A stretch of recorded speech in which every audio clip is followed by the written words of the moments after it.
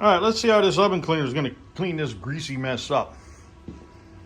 I'm just gonna lay it down in here real heavy, all around. And let it soak for a while.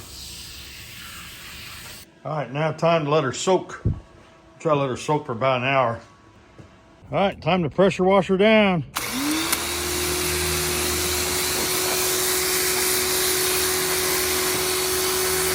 Boy, she's thick. All right, not too bad. That's good enough. It's only a used motor.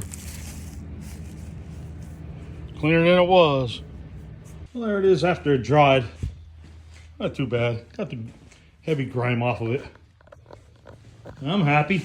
That's all that counts.